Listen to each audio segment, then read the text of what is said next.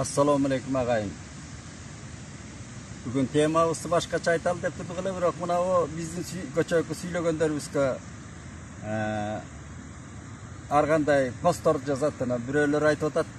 Шабдандын саткындыгы жөнүндө, кадимки Шабдан баатырды айтып атат да, саткындыгы жөнүндө айтпайсызбы деп.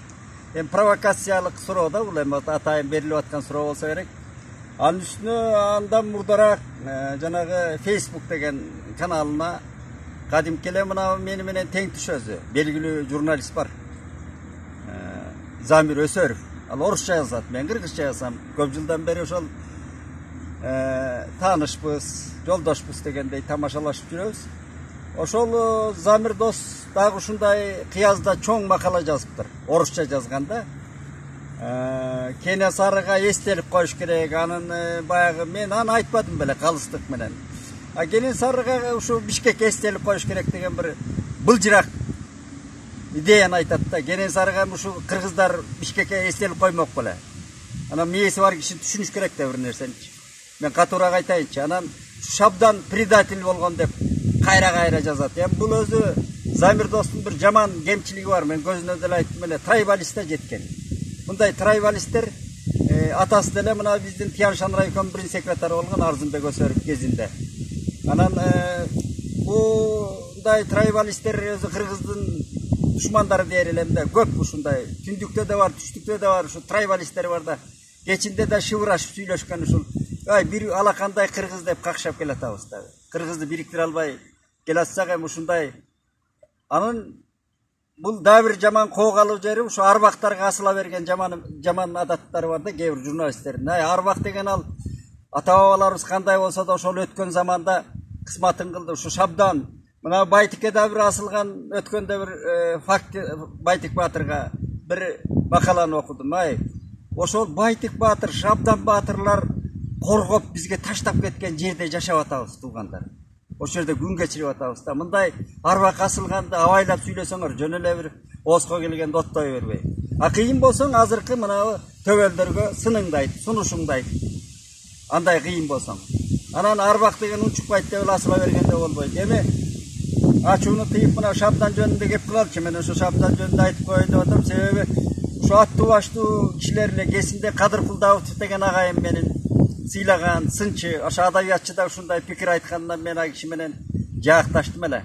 Анан түшүнүп-түшүнбөй эле, билбей эле ушу тарыхты бир трайбалисттик өңүткө салып айта берген туура болбойт. Ал ортого келтирип алакандай кыргызды биз мындай бир келечек муундарга бир жакшы өрнөк ташташыбыз керек туугандар. Анан Шабдан ким болгон деген эми мен окуп билгенимден, сурамжылагандан улам айтылып атат да. Шабдан мына мен салыштырып айтканда ортолукка келгенде өткөн көчмөн доордун төрөлөрүнүн ичинен эң гумандуу, кайрымдуу. Анан эми намаз деп эле кеп кылат деп эле, намаз окуган, ошо 5 маал намазын жасабаган такыба киши болгон. Баатыр деген сөз эми илгери титул катары берилген. Ал мисалы үчүн Балбай баатыр түштүктө эстелик койбоду, кесинде жанагы Мелис Мырзакматов деген жигит ош мэри болуп турганда Алайдын этеги Чийирчиктин белине Тилеке баатыр дегендин эстелигин койгон. Тилеке баатыр ошо Алымбек даткалардын чоң аталары. Баатыр деген сөз эми жоону чапкан, кадимки найза сайып кылыч чапкан баатырлар. Мисалы үчүн кара күчтүн баатырлары болгон, эл бийлеген адамдарга дагы титул катары баатыр деген наам берилген илгери. Ошондой түшүнүп алыш керек да. Аны Шабдан баатыр эми кадимки Жантай хан эмес, Жантай баатырдын баласы. Андан ары барганда Карабек, анан Атаке баатыр ошондой келет. Булардын бул тынай сарбагышы деп айтылат да. Эми Жантай болгону жанагы буларда да бир талаш маселелерди айтып жүрүшөт. 40 байтал берип жерди сатып ийген, 70 байтал берип жерди сатып ийген. Ал Шабдан эмес, Жантай эгерде сатып ийет деген маселеге келсек. Жантай кандай берген жерди? Мына Кара Коңуз деген кордойду казактарга берген деп жүрөт. Ошол баягы Кенесарынын чабышында Супатай, Чымырбайзак, Рүстөм дегендер Ормон хандын тымысын элчилиги менен жанагы түн ичинде баягы азыркы тил менен айтканда агенттерди жиберген да. Чыныгы казак боорлорум, Силерге биздин куксаматыбыз жок, чыгып кеткиле. Биз силерге азырынча айтканда коридор беребиз. А биз тети Кенен Сары Норусбай менен согушабыз. Ошондо көп казактын ал өзлөрү чыккынчы деп жүргөн султандары, кол башчылар чыгып кеткен жигиттерин алып түн ичинде. Майданды таштап кетишкен. Кыргыз менен согушпайбыз деп. Бир боор кыргыз менен. Ошондон кийин келгенден анан казакка жанагыдай кодулоо болгондо бир топ бийлери, бир топ султандары келген Жантайга. Биз тияка батпай атабыз көп. Мына жайыт, ээн жаткан жайыттардан бериңиз деп айткан экен. Анан санжырачы аксакалдар айтып берген. Анан ошондон Жантай анан мына Кордой, тети Кенен Анракай деп коет кыргызча. Кенес ана Союздун убагында дагы биздин койлор колхоздун, совхоздун оторлору ошол жерде кыштап жүрдү. Мен барбадым, командировка барып көргөнмүн. Абдан бир кургакчыл, мына чөл жер болот да.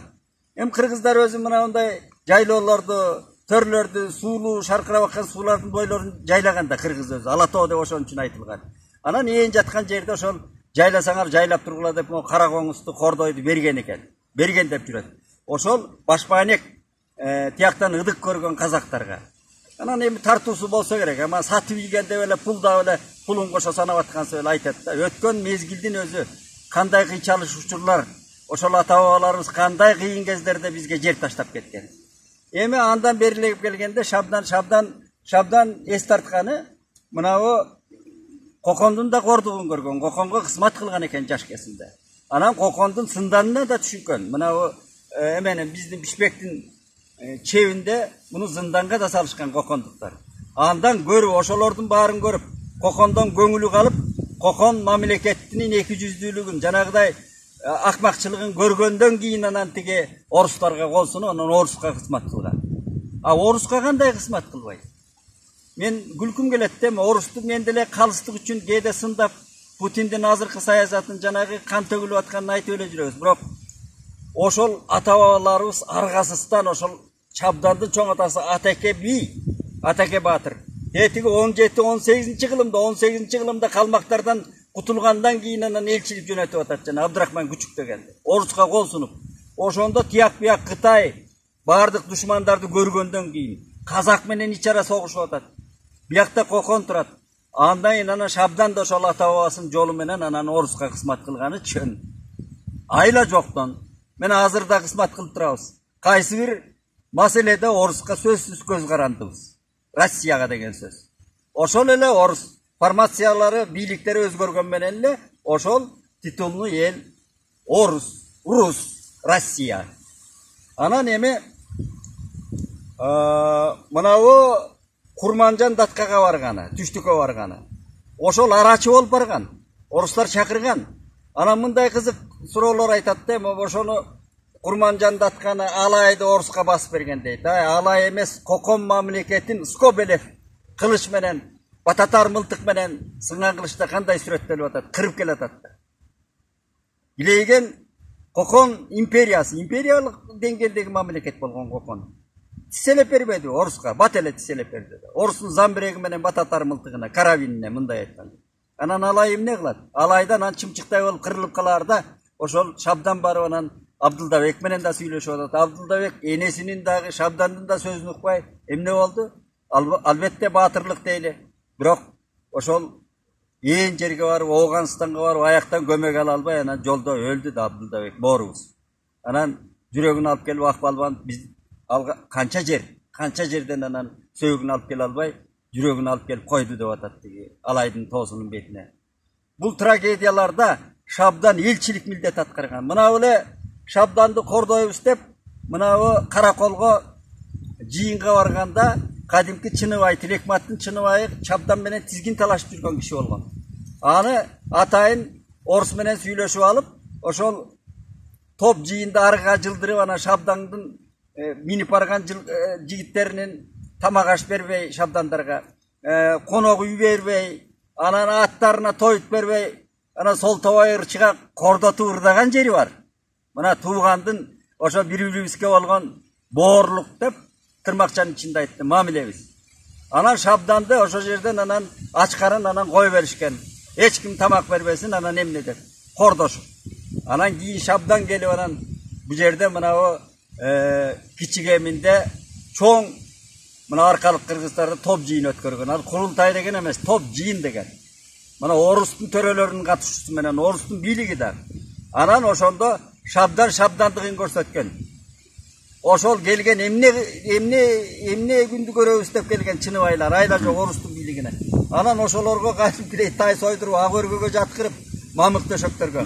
Şabdan anan özünün aykölдүгүн көрсөткөндө кетип атканда Тилекмат айткан экен, ошо эмеки Чыныбай айткан экен. Ай, Шабдан турбайбы, Шабданга жетпейт экенбиз депчи. Мына айкөлдүк деген, дипломатия деген, кандай гуманизм эмнеге алып келген, акылмандык. Ошол эле топ жыйында Шабданга бирөөлөр көкүтсө керек, ормондун кунун чечип койбойлубу, ормондун куну алынбай жүрөт бугулардан деп анан ормондун кунун күн тартибине кийилген экен Шабдан. Анан кадимки эле Куугулак Шамен ошондо карып калган кез экен, ормондун кунун кескен киши, мына Кочкордогу Шамен. Шамен келип анан угуп алып, Шамен карып калганда, ушундай маселе коюлуп атат дегенде Шамен угуп алып келип анан Шабданды ийинге чакырып алып анан Кызылдуманам деген. Кызылдумана деген Шабдандын кличкасы болгон өзү. Ал Кызылдумана деген биринчи динчил киши өзү. Экинчиден жана Ылгабай, айкөлдүк менен, гуманизм менен көрүнгөн жалгыз ат минип баратканда жалгыз ала чыктуу, жалгыз уулу бар кемпирдин баласы ноокастабасы атынан түшүп берип атпайбы Шабдан. Анан калгандары жанындагылар күлүп атынан түшүп берип атат. Ичинен Шабданды сөгүп атат, сыртынан күлүп атат. Шабдан ушундай гумандуу адам болгон. Анан Кызылдуманам деп ошондон Кызылдуман атып калганда, Кызылдуманам эмне деген маселе коюп атасың? Анан ушундай. Мен уктум элден, сен ормон тууганыңдын кунун алам деп атасың деп уктум. Кезеп ушу чечем деп атат деп. Кандай болуптур, ормондун кунун сен кестиң. Кандай кесесиң баатыр деген экен.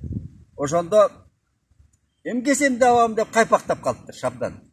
Эм даана баягы мындай мерчем деген доосу болбосо керек, анан эми жанагыдай көкүтү менен маселени коюп алып, эми чечебиз да, мал, баланча мал дейбиз.